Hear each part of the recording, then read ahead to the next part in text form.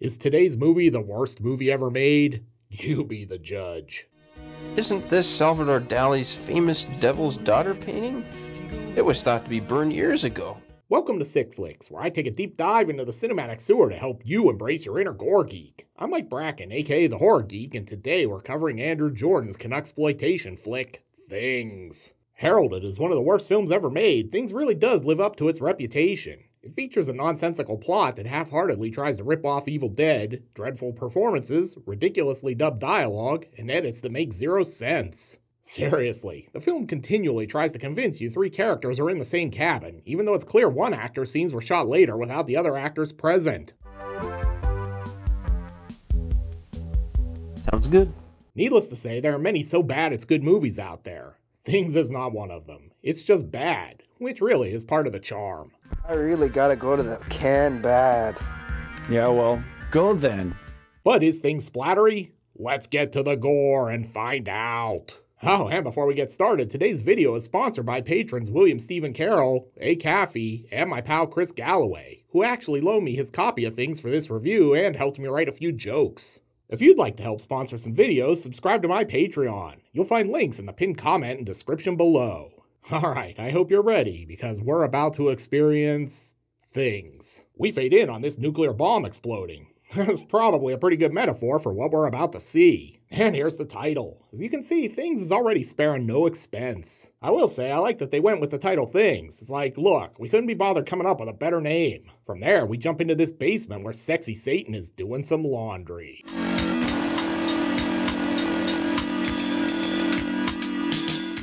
Wait a minute, is this Eyes Wide Shut? This guy wanders in and is like, stupid sexy Satan. Then he drops this bombshell. I want you to have my baby. My wife and I tried to have a baby, but we could never get one. That's not how it works. Satan doesn't have your baby, you have Satan's baby. Didn't you ever see that Mia Farrow movie? Well shit, I guess Satan's down for this whole having a baby thing after all. So the story is that this actress was a real prostitute they hired for this scene. No, officer, I swear, we're just hiring her to put on a Satan mask and take off her clothes in our film. And it all worked because budget Seth Rogen is turned on. Also, if you're wondering what in the hell is going on here, don't worry, because as Biggie Smalls once said, it was all a dream. Well, that or he could be having a seizure, could go either way. I'd like to point out that I really admire the cinema verite stylings of Things. Andrew Jordan is clearly an auteur. Real life is filled with boring moments, and he intends to show you all of them. Man, that dream was so hot I need to roofie myself. Turns out he's just gonna roofie the missus instead. I brought you some of these to help you ease the pain. Thanks, I hope they work. I feel like I'm gonna die. What the hell is with this dubbing? I've seen Italian horror films with better dub tracks than this. I guess the upside is that at least I can hope for an Edward Mannix appearance. And just in case you forgot you were watching Things, here's the title again. Does this mean we're starting the movie over? Because I'd be okay with that.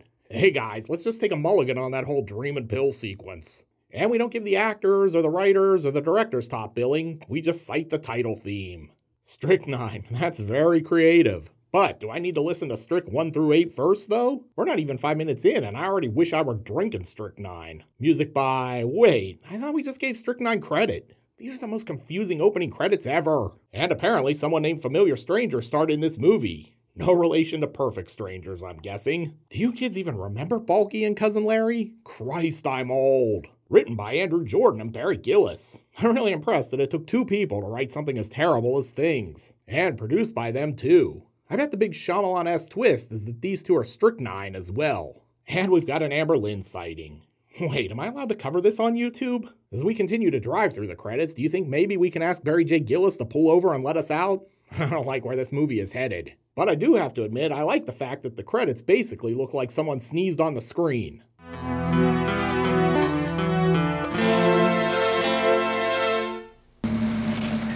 And I guess we're done with the credits. These guys pull up to the woods, and why do I feel like we've just wandered into a Pod People crossover? And random edit. Have a good drive home, Goof. Because why not? Oh look, it's Amber Lynn. Hi, and welcome to TV9 News. I mean, at least I think that's Amber Lynn. I'm really not used to seeing her with all these clothes on. I'm Amber Lynn. I'm Johnny Scott. What the hell? Is Johnny Scott doing a remote? Or is he just in another movie? I gotta say, I love Amber's enthusiasm for the news, and that it looks like she's filming this in front of the electronics section at Goodwill. And then we jump over here to the woods. This way. We're almost there. I mean, at least I think it's the woods. Andrew Jordan couldn't be bothered lighting this scene, so just use your imagination. They eventually arrive at this cabin. Avon calling? Let's see, a starter mullet and a creeper stash. Yeah, these guys are definitely Canadian. Doug, open up, eh? We just want to watch the Leafs. And I guess it really is true the Canadians don't lock their doors because these two just waltz right in. Doug, are you home? This really is the weirdest episode of Letterkenny ever. Oh, and if you're wondering who these guys are and what they have to do with the guy giving his wife pills, you're not alone. At any rate, they raid the fridge, probably looking for maple syrup flavored Molson, but they only find this tape recorder? A recorder in the freezer. Guess you could say whatever is on this cassette is pretty cool. And the dialogue here is as great as everything else. How'd that movie start that you're always talking about? You know, that weird one with all those weird things? You know, the movie we're ripping off, the one with Bruce Campbell. It's getting kind of hot in here. So take off all your clothes. No, please, Don, don't. Why the hell is he putting his jacket in the freezer? I'm gonna be honest, guys. I'm overwhelmed by things. I'm 10 minutes into this movie and the script is already enormous. This might break me. And then this random ass just wanders into the frame. Guest appearance by Seymour Butts. If you didn't get enough random rifling through the cabinets earlier, Andrew Jordan has you covered. See what we have here.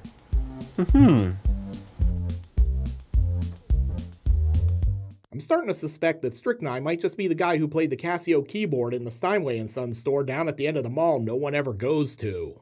And back to Amber Lynn. A medical discovery by the world-renowned Dr. Lucas of Grizzly Flats. I gotta say, it's kind of amazing when Amber Lynn is the best actor in your film. Scientists and surgeons alike are very excited. Jesus Christ, you can see her reading the cue cards. But that's enough of that, because now we're in another movie. Maybe Andrew Jordan will finally stumble into one that doesn't suck. Over here, we're doing some impromptu oral surgery on some random dude. Wow, you could say that was really a mouthful. Then they reenact their favorite Hemingway novel with this touching homage to A Farewell to Arms. I'm guessing this all makes sense later, but really, based on what we've seen so far, that's probably way too optimistic. But hey, at least we're getting some low-budget gore here. Gore that I can't really show you. And back at the cabin, at least me and Fred are on the same page. This place is boring. And I'm not kidding. There's a 15-minute segment here of literally nothing happening. Even the dog is bored.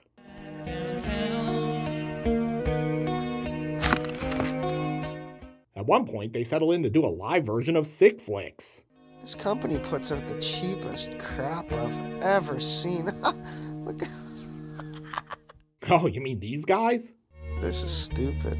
Yeah, definitely on the same page. But hey, he does eventually find an Amber Lynn movie. How's the color coming in?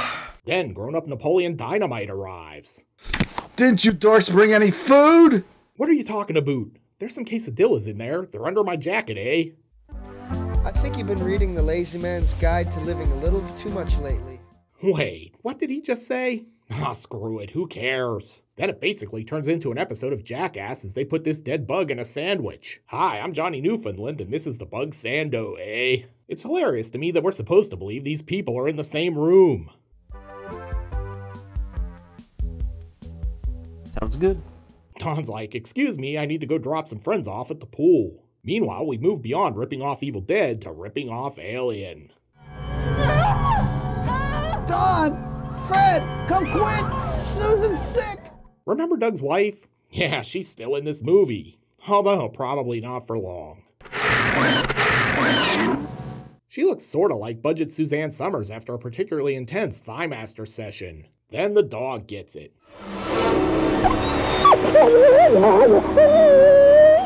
Really, he might be the lucky one. For him, the suffering of things is over. After that, we get story time. One of the boys took a hammer to Harold's head.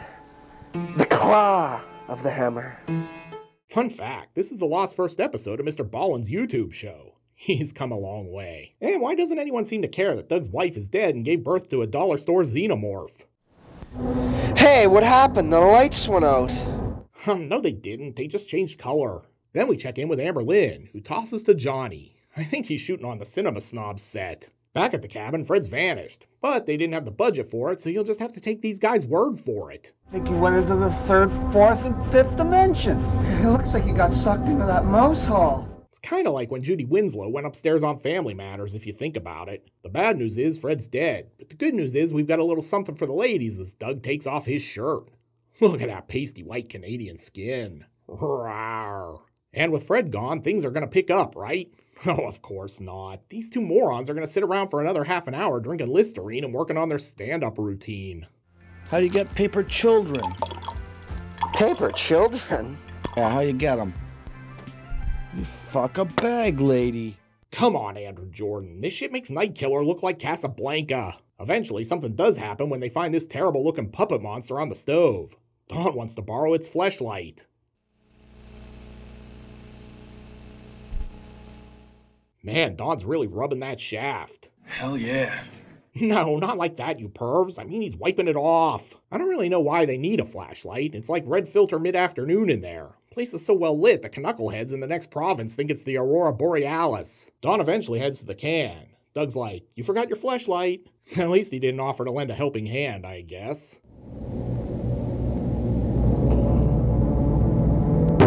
This really is like what you get if the Mackenzie brothers have been total morons. Are you bored too, Homer's drinking bird? I'll take that as a yes. After some more exploration, they find this. Hey, I think those are supposed to go in the toilet. Christ, Dawn, aren't you potty trained? Something does finally happen when Doug gets attacked. And Dawn shows why he got cut from the Little League baseball team by totally missing the turd monster and bashing Doug's head in instead. Oh no! What did I do? Then he does manage to stab the thing. If you listen closely, you can hear Andrew Jordan off screen yelling, "Be careful, we only have one turd monster prop."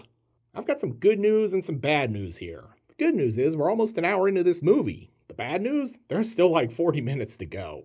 Doug's not done suffering because something lops off his very fake-looking prosthetic hand and then Dawn cauterizes the wound. This is gonna hurt me a lot more than it's gonna hurt you. You could say Doug's got the hot hand tonight. And just in case you somehow forgot this movie was Canadian. Oh, the blood is just dripping like maple syrup. With Doug dead for real this time, Dawn is ready to start some home improvement projects with this drill.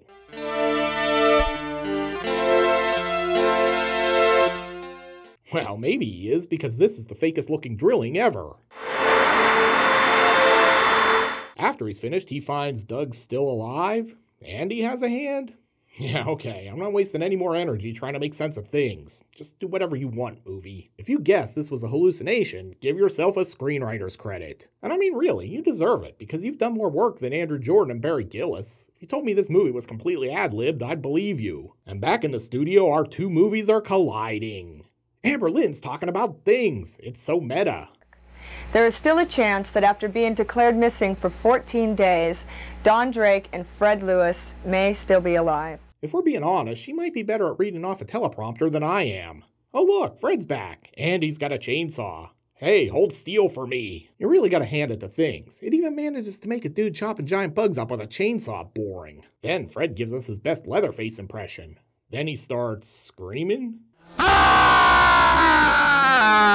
Let me see your war face. You don't scare me, Fred. Work on it. Dawn's beating on the bugs too. You could say this is a real Donnybrook. I would say that things has basically stopped trying at this point, but that would imply it had tried earlier, and we all know that's not really true. At any rate, it's the Canadian papier-mâché chainsaw massacre up in here. This bug's like, I know there's a joke in here somewhere, but I can't put Doug's fingers on it. This other one's like, here, let me help you save on your electric bill as he cuts the chainsaw cord. Seems like it was totally worth it to bring Fred back for 2 minutes. And since we're almost 70 minutes into this film, we might as well bring another character into the mix. Say hello to Dr. Lucas. I'm Dr. Lucas, down from Grizzly Flats. Don's a good host, so he basically gives him a tour of the house. Blood and guts, that's all that's left of her. Is that your professional medical opinion, Dr. Lucas? What is this guy a doctor of anyway? With a name like Dr. Lucas, he sounds like a chiropractor. At any rate, I'm glad he showed up so we can get back to characters doing nothing. I mean, the movie was almost interesting when they were chopping up bugs. Almost. I'm getting sick of looking at you. The feeling's mutual, Dawn. I've lived with the dead in New York City, but this is ridiculous. Well, at least we agree on that. But hey, now Dawn's making a break for it, because it's daylight. I give up. I guess we're going to watch him run back to civilization in real time. I mean, we've already shamelessly padded the runtime, so why not? He eventually runs into this random guy just hanging out on a bridge so we can get this master class in acting. Marvel at the two contrasting styles of these master thespians. What the hell happened to you? There's creatures and everybody's dead and there is a doctor! They eventually make it back to the car and... Are you sure this wasn't all a dream? Alright, movie foul. Gratuitous abuse of dream sequences. Turns out he's still back in the house with zombie Dr. Lucas. Is he a zombie or just covered in Quaker State and maple syrup? I'll be okay. I'll be okay.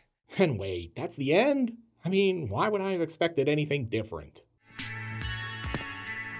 Yeah, that's one way to describe it. I think it would be far more accurate to say you have just endured things, but sure. If things proves anything, it's that we should have probably built a wall between the US and Canada after they released this movie. Subjecting another country to things is basically an act of war. It's entirely possible to argue that this film is critic-proof. In fact, if you're like me, the more terrible you hear something is, the more you want to see it. And Things is terrible. Easily one of the worst movies ever made. So I'm delighted I could shine the spotlight on it here. Things isn't going to win any awards, but can it earn a perfect 5 barf bag rating? Let's go to the gore card. In terms of gross anatomy, Things sorta delivers. The effects are mostly terrible, but there's a fair amount of splatter. We're treated to countless crushed bugs, 2 severed hands, an eyeball removal, the alien chest burster scene, and some other odds and ends. None of it looks particularly great, but there's enough carnage here to give Things a solid 3 barf bag rating. This is a sick and terrible flick. Looking for another hilariously inept movie? Then be sure to check out my review of Night Killer. You'll find a link here on the screen after my outtakes. I'll meet you over there. Until next time, I'm Mike Bracken, aka The Horror Geek, bringing you all the splatter that matters. No, officer, I swear, we're just hiring her to put on a Satan mask and take off our clothes. And this is another cursed recording. And we don't give the... Come on, teleprompter, it's a marathon, not a sprint. Then this random ass just wanders into the frame. My voice in top form today. I'm starting to suspect Strychnine might just be the guy who played the Casio keyboard in the Steinway and Stun... Sure, let's just write a 37-word sentence.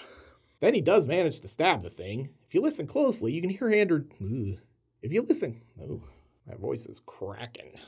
Doug's not done suffering because something randomly lops off his very fake-looking prosthetic hand and then Doug cauterizes the wound. That's not right. Come on, mouth, let's get it together. If we're being honest, she might be better at reading off it. See, she is. She's better. I literally just flubbed the line talking about her being better on a teleprompter than me. Oh, for the love of God, just say the words. Flubbed lines, crashed computer, crashed teleprompter, wrong teleprompter speed. Just another great episode of Sick Flicks.